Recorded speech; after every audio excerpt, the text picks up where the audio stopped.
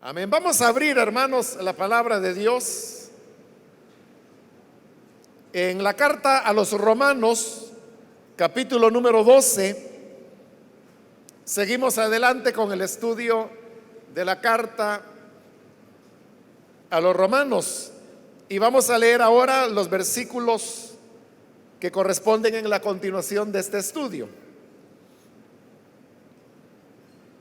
La palabra del Señor dice en Romanos capítulo 12, versículo 3 en adelante: por la gracia que se me ha dado, les digo a todos ustedes, nadie tenga un concepto de sí más alto que el que debe tener, sino más bien piense de sí mismo con moderación, según la medida de fe que Dios le haya dado.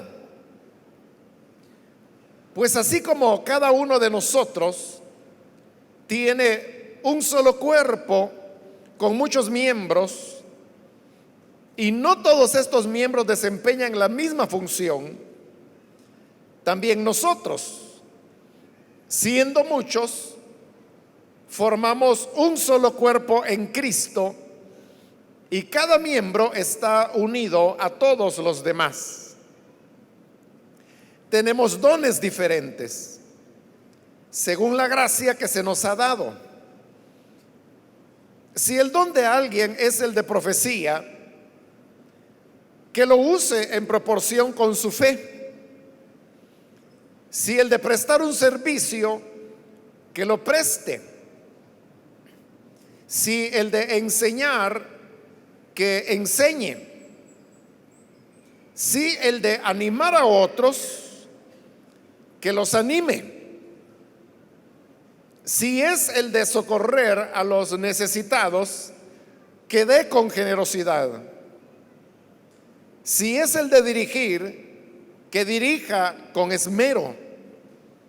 Si es el de mostrar compasión, que lo haga con alegría. Amén. Hasta ahí vamos a dejar la lectura. Pueden tomar sus asientos, por favor.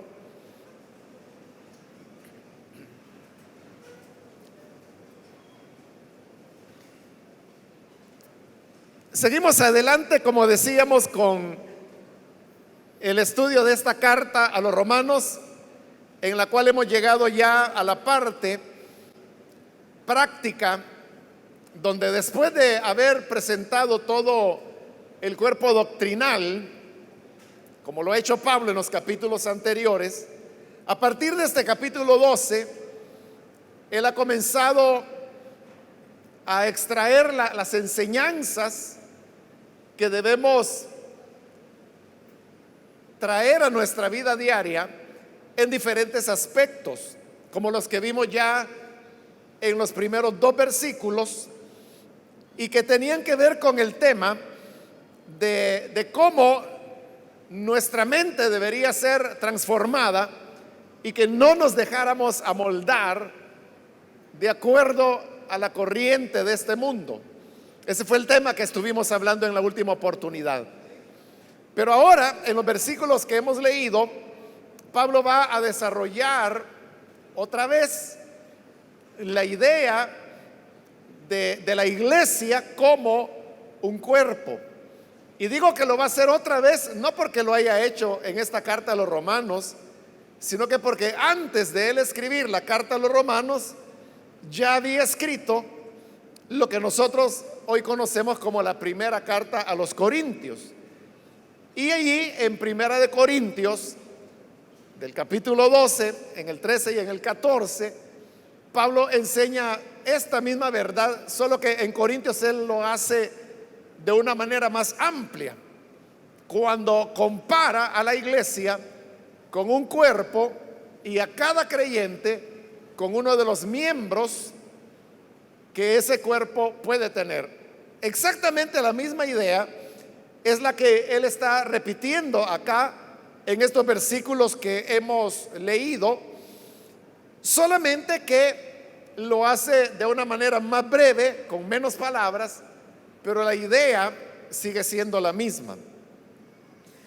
En otras palabras, lo que tenemos acá es la enseñanza de Pablo acerca de lo que es la iglesia y cómo debemos vernos los unos a los otros y cómo nos complementamos los unos a los otros de acuerdo a la función que la gracia de Dios ha otorgado a cada uno de nosotros. El entender esa manera de relacionarnos es la enseñanza que hoy Pablo está desarrollando en estos versículos. Comienza en el 3 cuando dice: por la gracia que se me ha dado, les digo a todos ustedes, nadie tenga un concepto de sí más alto que el que debe tener. Es decir, el primer elemento para que la iglesia pueda desarrollarse de una manera saludable es que todos los que formamos parte de ella podamos tener una actitud de humildad. Es lo que él está diciendo ahí cuando dice que nadie debe tener un concepto de sí más alto que el que debe tener. ¿Y cómo es posible que cada uno de nosotros podamos tener un concepto propio que no sea alto, sino que sea un concepto que responda a la realidad que la palabra de Dios nos quiere enseñar? O sea, la única manera es, como digo, a través de un ejercicio de humildad. Pero esta humildad está basada en una verdad que es la que Pablo está desarrollando ahí, que es una verdad que tiene varios elementos, varios componentes. El primer elemento es que nadie tenemos algo que no hayamos recibido de Dios. Es decir, las capacidades, las habilidades, los dones, que es la palabra que Pablo utiliza ahí, que cada uno tenemos, no es el resultado de una cualidad natural que tengamos. Nadie es bueno dentro de la obra de Dios porque es una característica de su personalidad. Nadie puede decir: es que yo soy más inteligente que los demás, por eso es que yo tengo esta función dentro de la iglesia. Todo lo que tenemos es un don que Dios nos ha dado. Es decir, todo lo hemos recibido de parte de Dios. Ese es el primer componente. Hay otros componentes que vamos a ver más adelante, que solo los menciono rápidamente, pero luego lo vamos a desarrollar. Y es que esa gracia que Dios nos ha dado es una gracia diferente para cada persona. Es decir, a unos les ha dado una función, a otros les ha dado otra. Y no se trata de determinar o decidir cuál función es mejor que otra, porque no hay ni una que sea mejor que otra. Solamente hay funciones diferentes. Por lo tanto, las funciones son diferentes porque de esta manera es como se complementan. Y así es como la iglesia funciona. Entonces, estas tres cosas, que todo lo que tenemos lo hemos recibido de Dios. Segundo, Él nos dio lo que nos quiso dar a cada uno. Y eso no me hace mejor, ni peor, ni superior, ni inferior a cualquier otro hermano. Simplemente tengo un rol diferente. Y el tercer elemento es que mi don se complementa con los dones de los demás miembros de la iglesia. Entonces, si así son las cosas, ¿por qué una persona tendría que sentirse más orgullosa que otra? O como lo dice Pablo ahí, ¿por qué razón alguien tendría que tener un concepto más alto de sí mismo que el que debe tener? Y note que el mismo Pablo, que es el que está dando la recomendación, lo dice en ese versículo 3. Note cómo comienza el versículo 3. Por la gracia que se me ha dado, les digo. No es que Pablo dijera, como yo entiendo más que ustedes, les diré lo que hay que hacer. Pablo no está diciendo, como yo he estudiado más, he aprendido más, entonces les diré qué hacer. No está haciendo eso, sino que lo dice bien claro: por la gracia que se me ha dado, les digo. ¿Qué es lo que había hecho que Pablo fuera un apóstol de Jesucristo?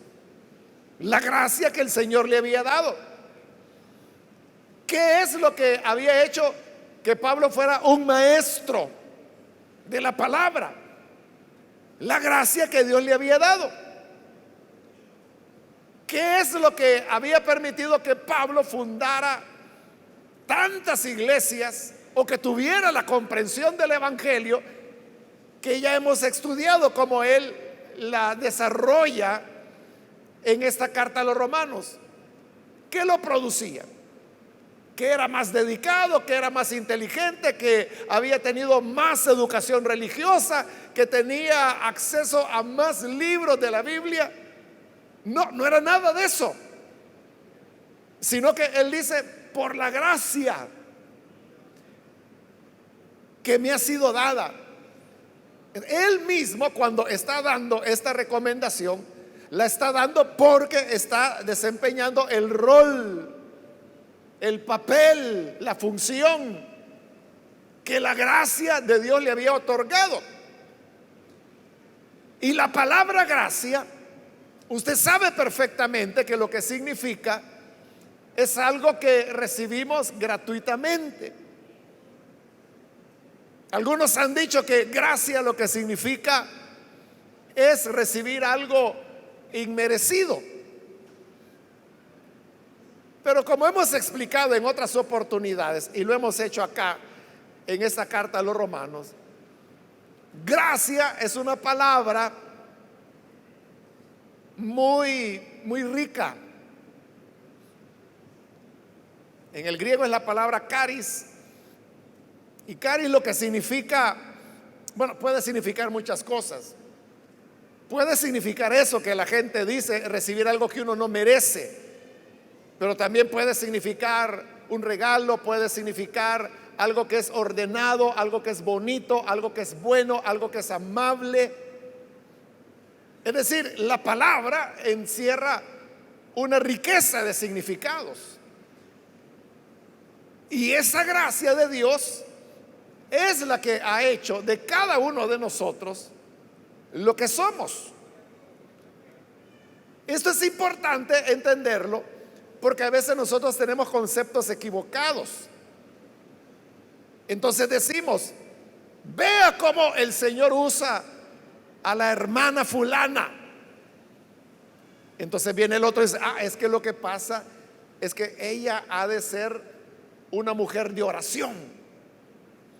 Ha de ser una mujer que quizás solo pasa de rodillas y leyendo la Biblia. Porque en el fondo, cuando se dicen esas palabras, lo que la gente está pensando es que esa hermana es lo que es y Dios la usa así porque ella hace tal o cual cosa. Eso ya no sería gracia, sino que sería un mérito que ella se ha ganado a través de permanecer 8 horas diarias de rodillas, ¿no? Pero Pablo está diciendo que no es eso, sino que es la gracia que Dios nos ha dado. Por eso le digo, es importante entender que no es por esfuerzos que hayamos hecho, o porque alguien diga, no, es que lo que pasa es que esa persona ayuna mucho. Es que a ese hermano Dios lo usa porque solo ayunando ha de pasar.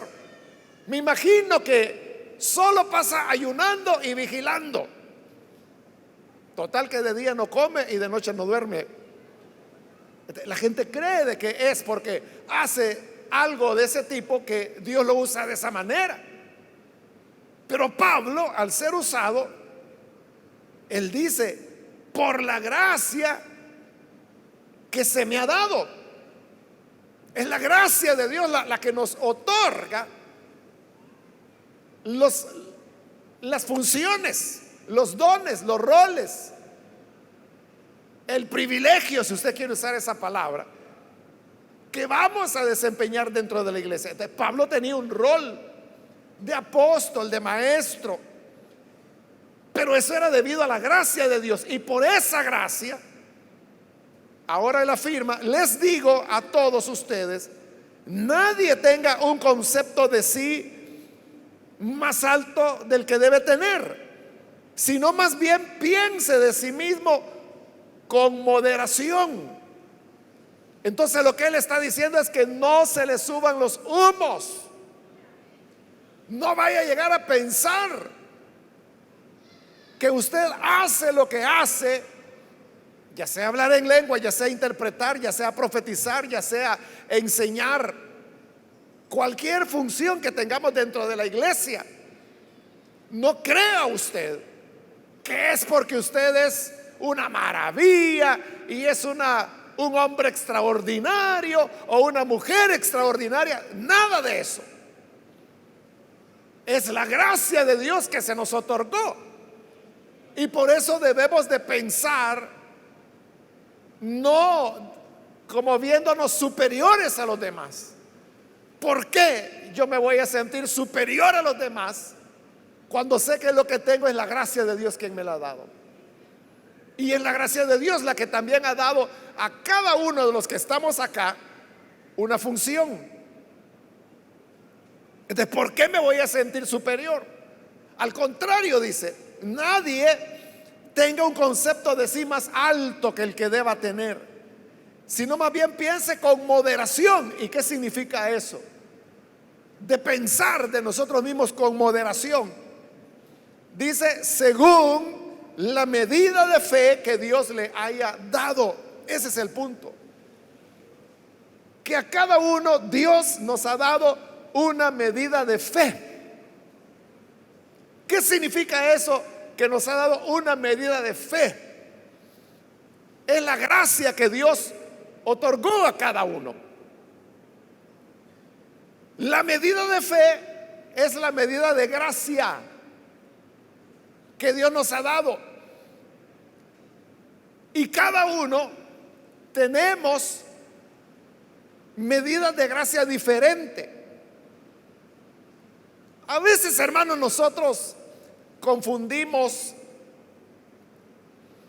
mezclamos más bien algunos pasajes de la Biblia. Por ejemplo, nosotros decimos, no, es que todos somos iguales delante de Dios, y agarramos un versículo mal agarrado. Cuando decimos, porque Dios no hace acepción de personas, pero ahí estamos empleando mal el versículo.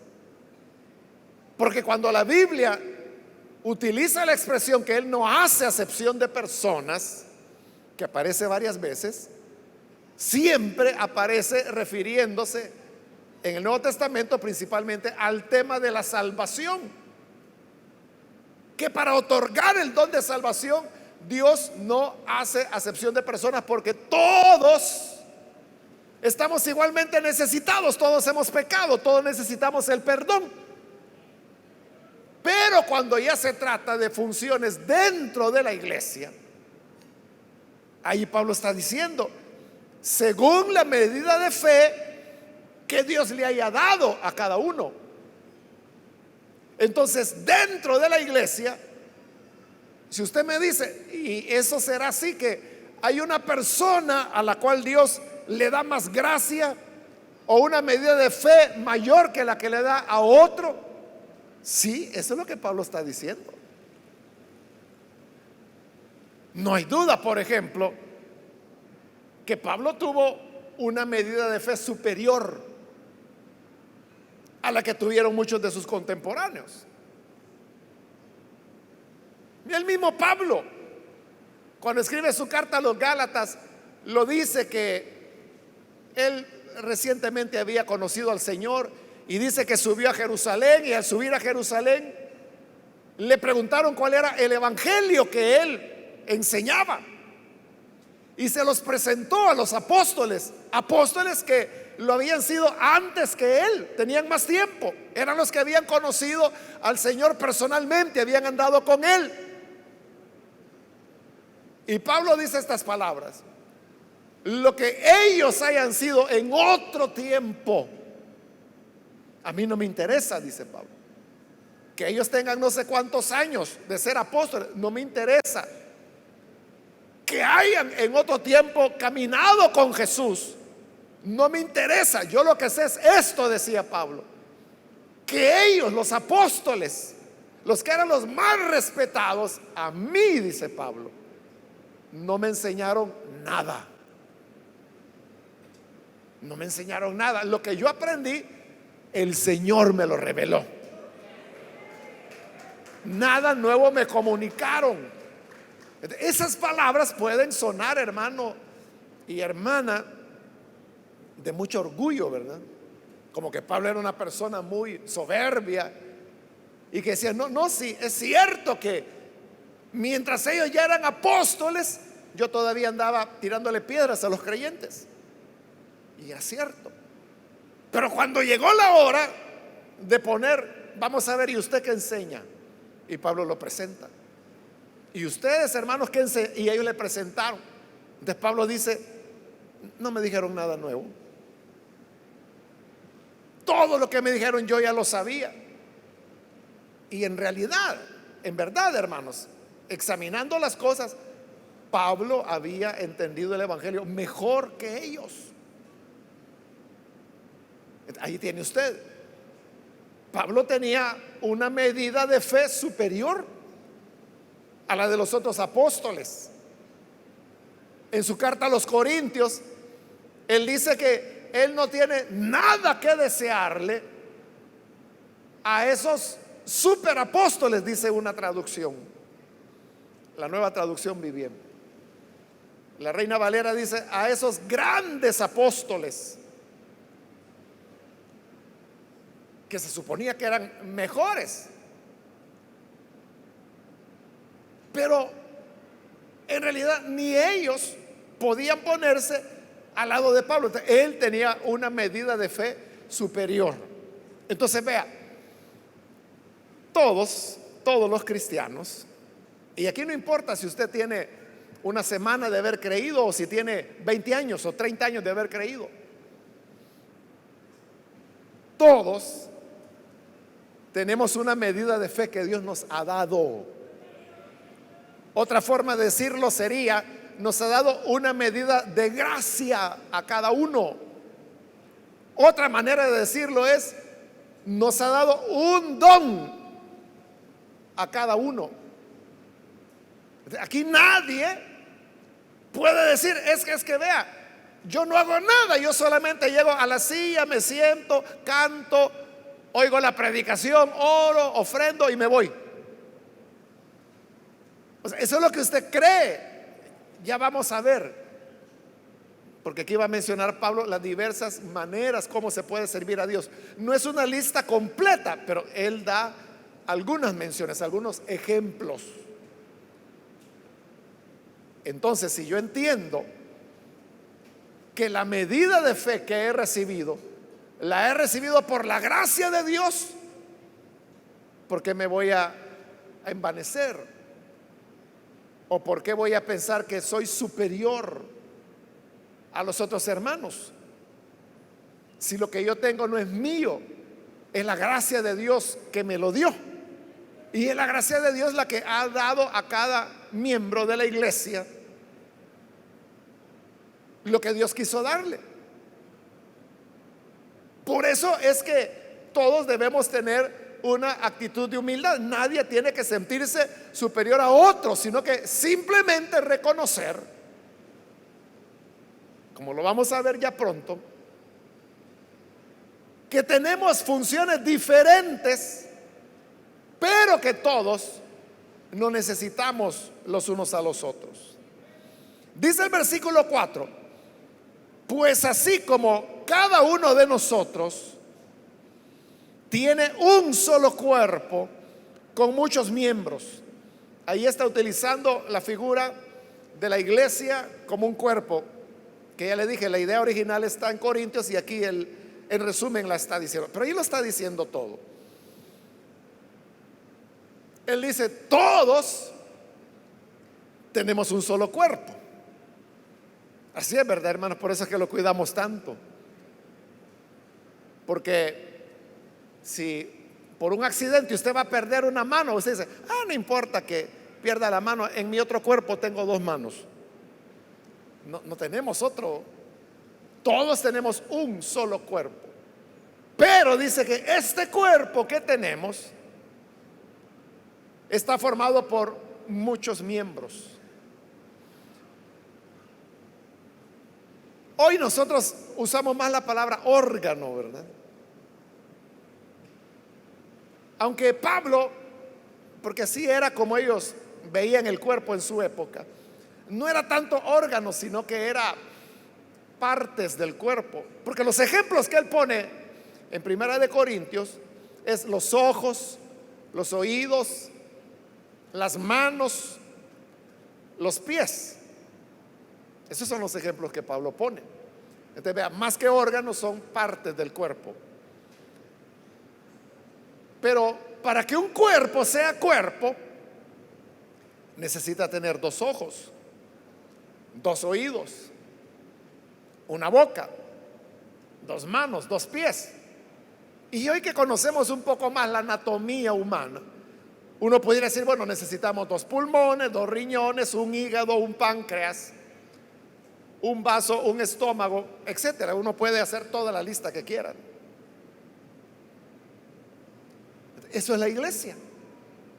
Es lo que está diciendo así. Ahí, así como cada uno de nosotros tiene un solo cuerpo con muchos miembros, y no todos esos miembros desempeñan la misma función. Porque la función del ojo no es la función de la mano. Usted no puede ver con la mano o con el pie, pero tampoco puede caminar con el ojo. Cada una tiene su función. Ahora, aquí viene el punto. ¿Cuál es la función más importante en su cuerpo? ¿Cuál es la función más importante? ¿Qué cree que es más importante? Tener la vista, tener la audición, tener el gusto, tener el tacto, tener la capacidad de caminar, o tener manos para palpar y para obrar. O si lo queremos poner de otra manera, si tuvieran que quitarle un miembro a su cuerpo, ¿cuál pedazo quiere usted que le quiten? ¿Qué prefiere? ¿Que le saquen un ojo? ¿Que le corten una mano? ¿Prefiere que le corten un pie? ¿Prefiere que le corten la lengua? ¿Qué pedazo quiere que le quiten?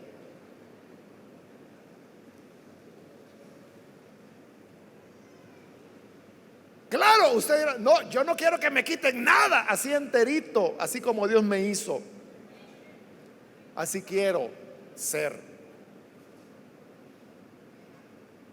Hubo un tiempo, hermanos, en que los médicos pensaban que en nuestro cuerpo nosotros teníamos órganos superfluos, le llamaban ellos. Como por ejemplo, por muchos años se pensó que el apéndice no servía para nada y quedaba igual que si a una persona tenía el apéndice o se le quitaba.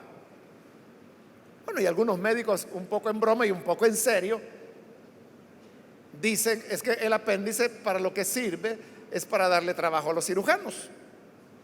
Porque en algún momento, no todas las personas, pero algunas van a padecer de apendicitis y eso, el remedio es cirugía.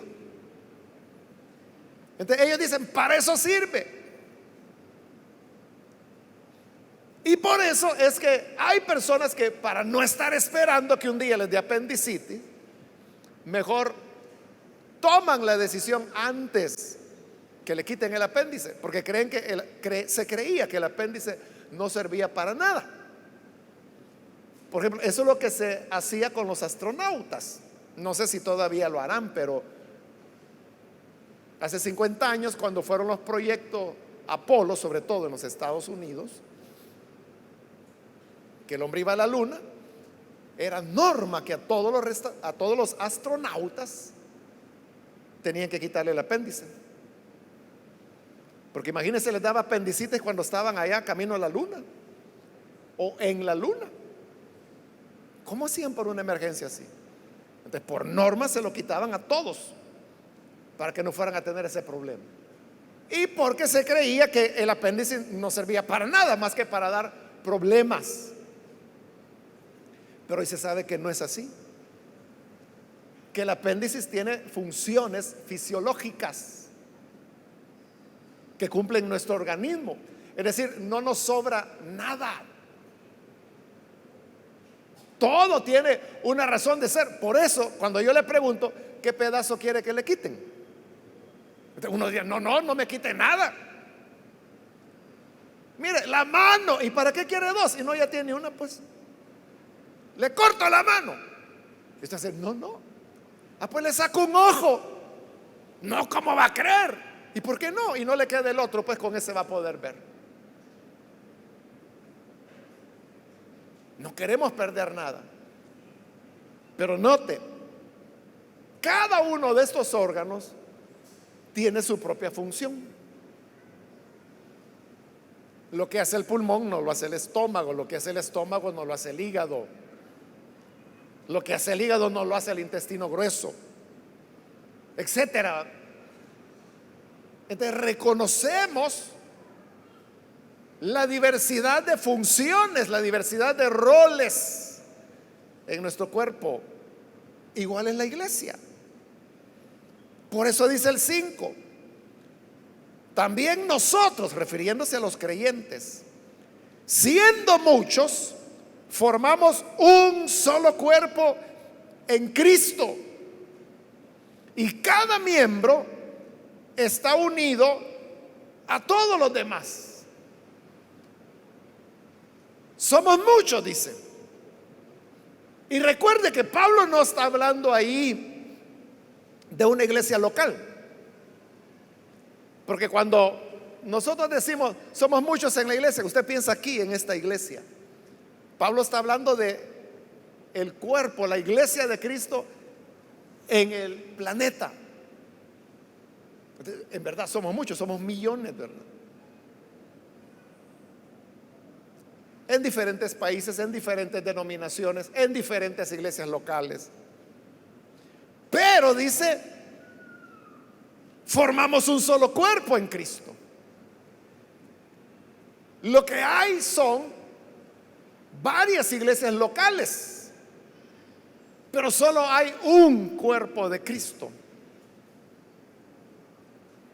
Es decir, la iglesia del Señor es una. Aun cuando dentro de esa única iglesia de Cristo haya diversidad de maneras de entender la Biblia.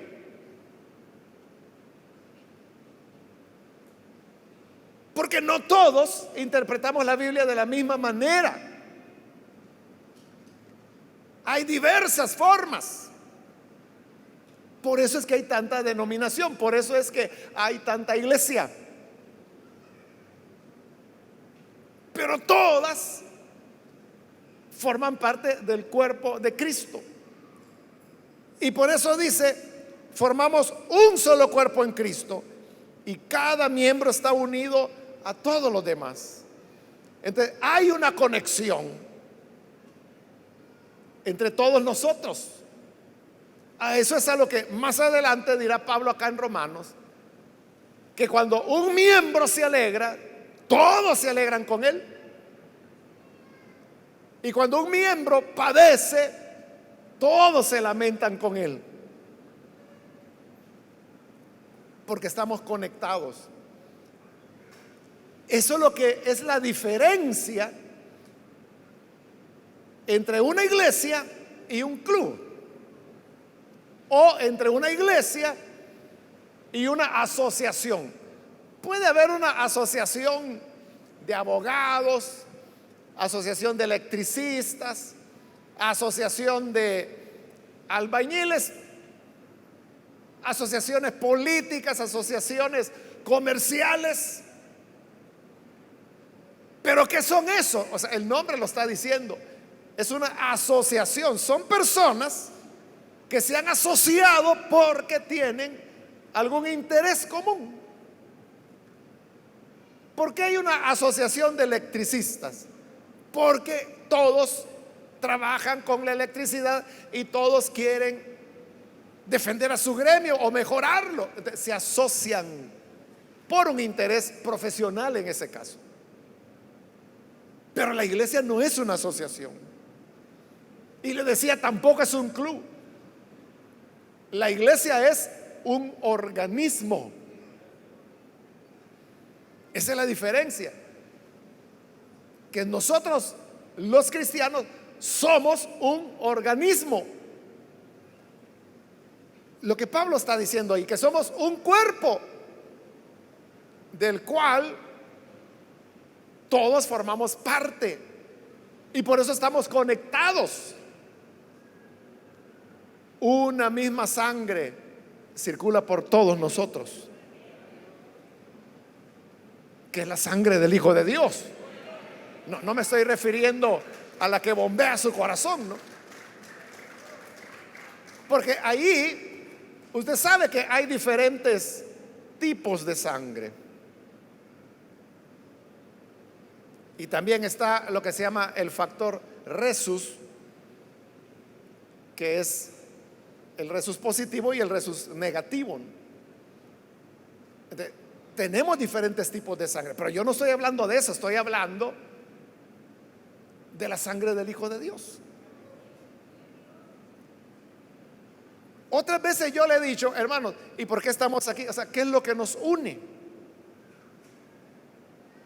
Es que si comenzáramos a preguntar aquí a cada persona, mire, ¿y cuál es su color favorito? Todos vamos a tener colores diferentes. O si yo le pregunto, mire, ¿y cuál es su comida favorita? Todos vamos a tener gustos diferentes. ¿Cuál es su deporte favorito? Gustos diferentes. ¿O cuál es su equipo del deporte que sea favorito suyo? Ni lo mencione, ¿verdad? No vaya a ser que se meta en problemas con el que tiene al lado. ¿O cuál es su preferencia política, por ejemplo? Es para matarse, ¿verdad? Entonces, ¿cómo es que estamos aquí juntos? No es porque todos nos gusta el mismo color, la misma fruta, el mismo deporte, el mismo partido. No es por eso que estamos juntos. Entonces, ¿qué es lo que nos une? Que somos un organismo. Y eso es algo que nos une mucho más que lo que nos pudiera unir cualquiera de las cosas mencionadas. Porque entonces usted es parte mía y yo soy parte suya. Por eso nos llamamos hermanos. Porque no le voy a decir que somos familia, porque es más que familia, ¿verdad? Es lo que dice Proverbios, que hay hermano más unido que cualquier familiar. Y a veces así es, que la familia, o sea, tiene usted su familia, lo saluda, sabe, y quizá los visita ya en agosto y en diciembre. Pero a los hermanos en Cristo aquí los está viendo todos los días. Entonces, es el hermano más cercano. Pero no es solo una cuestión de amistad, sino que, como le digo, es más profundo. Es que somos un solo cuerpo. Igual que la mano es parte suya, es parte de su cuerpo. Está conectada con usted. Le tocan la mano, siente. Le pinchan la mano, le duele. Versículo 6. Tenemos dones diferentes según la gracia que se nos ha dado. Entonces, todos tenemos dones diferentes. ¿Por qué? Porque así es como la iglesia funcionará. El problema, hermanos, es cuando todos queremos ser lo mismo. Y quizás todos quieren ser pastores. Y qué bueno por los que quieren ser pastores. Pero la iglesia necesita más que pastores. Como le digo, aquí Pablo está haciendo un resumen, pero en Primera de Corintios él es más amplio. Y él dice esto: si todos fueran ojo, ¿a dónde estaría el cuerpo? Y si todos fueran mano, ¿cómo va a funcionar ese cuerpo? Imagínense una gran manota. ¿Y cómo va a ver? ¿Y cómo va a caminar? ¿Y cómo va a oír si solo es una gran manota? Entonces, si todos son ojos, si todos son manos, si todos son pies, no hay cuerpo. De igual manera, si todos fuéramos pastores, no hay iglesia.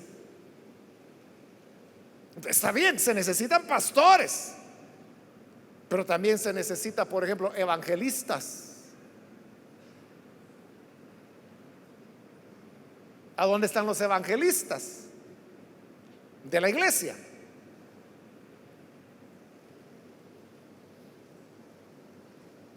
Se necesita que haya pastores, que haya evangelistas, pero también se necesita quien habla en lenguas, quien interpreta lenguas, quien tiene profecía, quien tiene sanidades, quien administra, quien es bueno para los números. Porque la gracia de Dios es multifacética. No se limita a los 9 dones sobrenaturales que conocemos, ¿no? El don de palabra de ciencia, palabra de sabiduría, discernimiento de espíritus, fe, sanidades, milagros, lenguas, interpretación de lenguas, profecía. Ahí están los 9.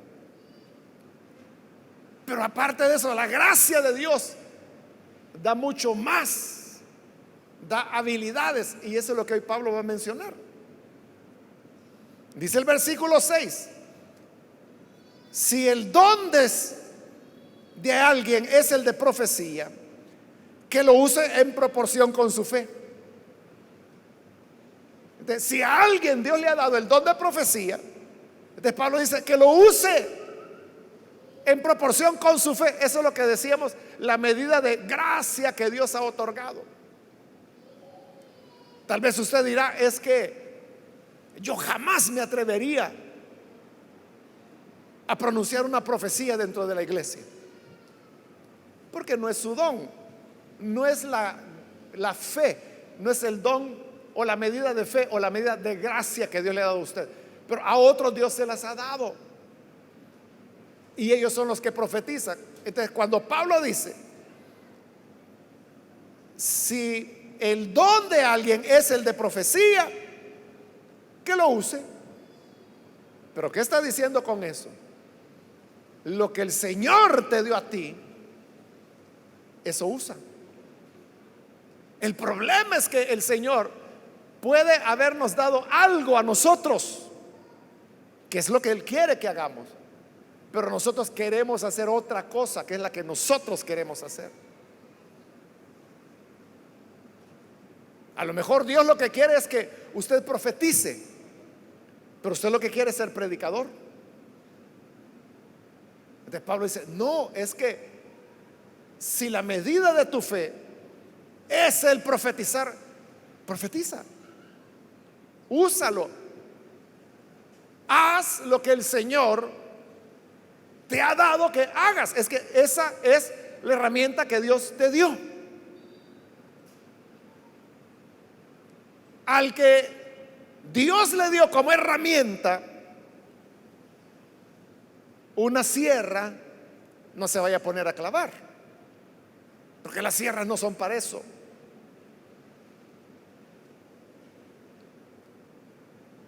Entonces, si Dios lo que le dio es el profetizar, úselo, profetice. Pero no solo hay profecía, sino que dice el versículo 7, si es el de prestar un servicio, que lo preste. Ve entonces que no solamente están los 9 dones sobrenaturales, sino que dice que a algunos la gracia de Dios les otorgó prestar servicios. ¿Y qué es eso de prestar servicios? Cuando usted sirve a otra persona. ¿Y cómo se sirve a otra persona? De muchas maneras. Por ejemplo, cuando alguien le dice, mire, ahí me aparta la silla que voy a llegar unos minutos tarde, está prestando un servicio. Y prestar servicio puede ser que usted le cocina a los hermanos. Prestar un servicio puede ser que cuando hay un enfermo, usted se ofrece para cuidar al enfermo, para curarlo, para ayudarlo. Está prestando un servicio. Ese es el don que Dios le ha dado. La gente dice, qué servicial el hermano. Es que esa hermana, viera usted, es bien servicial. Pero ya dijo Pablo, no es ella ni es él, es la gracia que Dios les ha otorgado de ser serviciales. Por eso yo le decía, la gracia de Dios es multifacética, no es solamente lo sobrenatural, sino que cuando una persona está sirviendo, y no de diaconisa, no en la iglesia, sino que sirviendo a las personas, aunque sea, mire, yo le voy a sacar la basura, se la voy a ir a tirar allá al basurero, porque esta es una ancianita que le cuesta caminar. No se preocupe, niña Juanita, yo le voy a llevar la basura. Y se la lleva. Eso es servir. Y esa es la gracia de Dios la que la ha dado.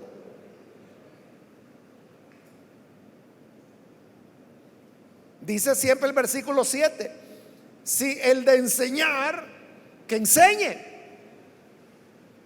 Entonces, si una persona ha recibido la gracia de Dios para enseñar, que se dedique a enseñar. Y cuando se habla ahí de enseñar, no se está hablando solamente de enseñar desde acá, desde el púlpito, porque también se puede enseñar en las células, se puede enseñar a los jóvenes, se puede enseñar a los niños, se puede enseñar siempre y cuando usted tenga la voluntad de querer enseñar. El que recibió la gracia de Dios para enseñar, que enseñe. Eso es lo que Dios le dio, eso haga, enseñe. Si no le dio la gracia de cantar, no cante, por favor. Por lo menos no dirija, ¿verdad? Ahí cante en medio de todos, que ahí se pierde la voz. Pero no dirija.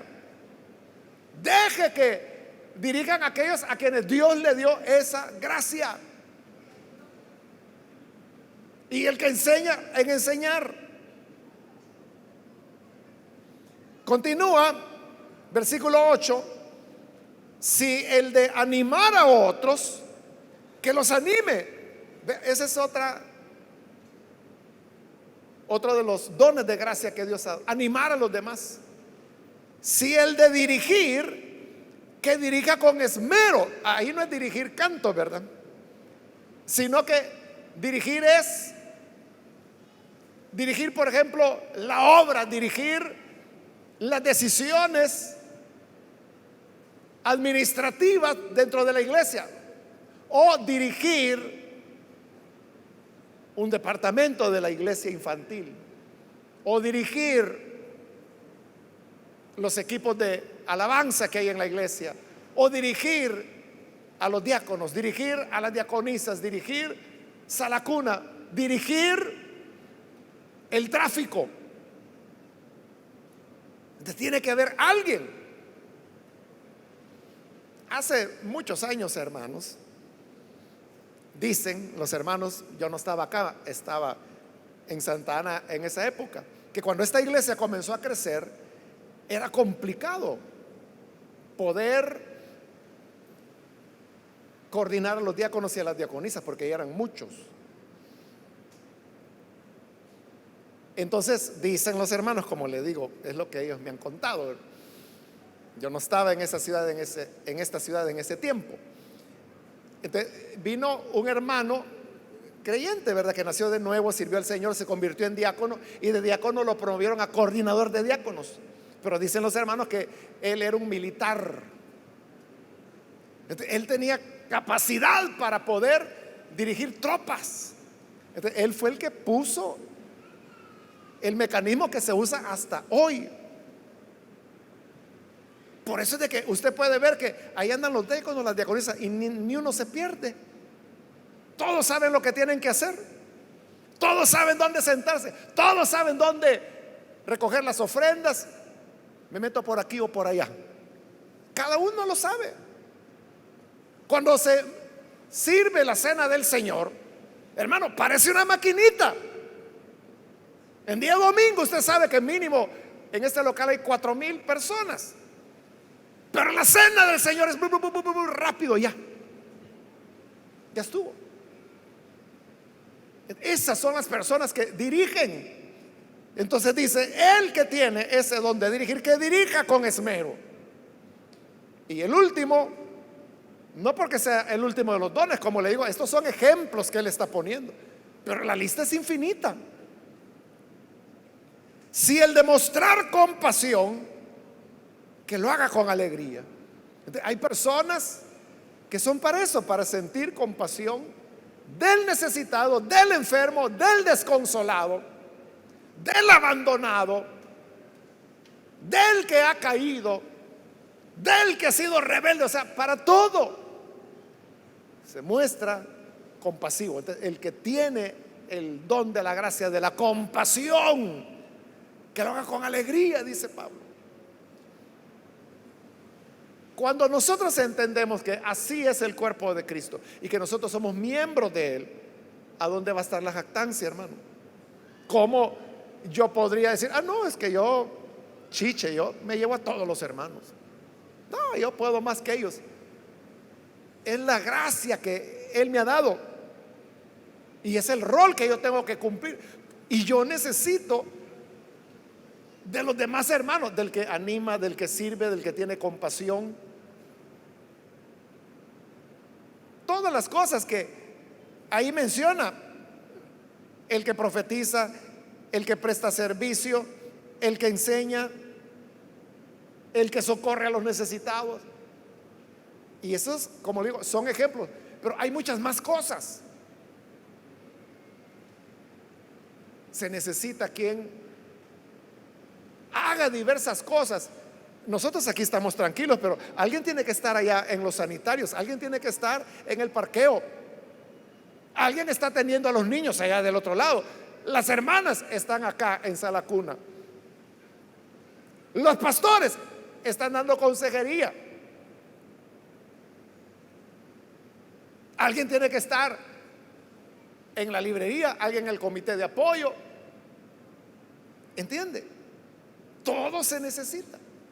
Nadie es superior a otro. Simplemente tenemos funciones diferentes. Nadie es más que otro. Solo tenemos funciones diferentes. Por eso yo le hacía la pregunta: ¿qué parte del cuerpo quiere que le arranquemos? ¿Cuál pedazo quiere que le quitemos? Usted dice, no, es que todo me sirve. Igual es dentro de la iglesia. Todos servimos dentro de la iglesia. Y si hay alguien que dice, es que mire, yo ni sé cuál es mi don. Ese es un buen punto. Cada uno debemos descubrir cuál es nuestro don.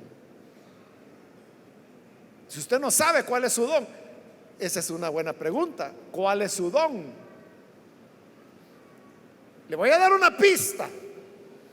Aquello que a usted le agrada hacer, ese es su don. Claro, hablando de hacer cosas que son útiles para la iglesia, que edifican a la iglesia. Si usted dice, es que a mí lo que me agrada es dormir. No estamos hablando de eso, ¿verdad? Sino que aquello que le agrada hacer para edificación de sus hermanos, de las hermanas. Es que todo es importante, hermanos. Hay hermanos que me imagino que les encanta estar en el parqueo con el pito, porque les gusta que entre el carro aquí, que entre allá. Hace años, hermanos, aquí esta iglesia tuvo una cafetería adentro, ahí donde es el parqueo ahora, ya casi en el límite. Ahí había una cafetería que era de la iglesia, y había un hermano que ¿quién lo sacaba de ahí? ¿Quién lo sacaba de ahí, hermano? Porque él cocinaba, atendía a la gente, le encantaba estar ahí. Entonces, los dones de Dios son variados, son complementarios y ninguno es mejor que otro. Así que todos, a nadie Dios nos trajo de vacación. Todo don es una herramienta de trabajo.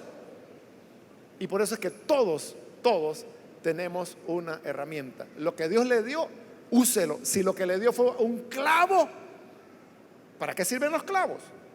Si le dio un martillo, no vaya a ocupar el martillo para remover la sopa, y tampoco vaya a utilizar una cuchara para clavar. De cada uno en el papel y en el rol que Dios nos ha dado. ¿Está claro, hermanos? Vamos a cerrar nuestros ojos entonces y vamos a inclinar nuestro rostro. A usted que nos ve por televisión también le invito. Hay una gracia que Dios ha preparado para usted. Crea en Jesús y de esa manera usted sabrá el don que Dios le ha dado. Ore con nosotros. Padre, gracias te damos por las personas que están aquí al frente, como también, Señor, por aquellos que a través de televisión, de internet o de la radio están hoy escuchando tu palabra y uniéndose en esta oración. Por esto, Padre, venimos ante ti para rogarte que puedas dar la gracia que en tu voluntad has preparado para cada uno. Perdónales, lávales, hazles nacer de nuevo, y que en esa regeneración puedan, Señor, servirte en la medida de fe que en tu gran amor otorgas a cada uno. Gracias te damos, Señor, por tu gran bondad. Amén.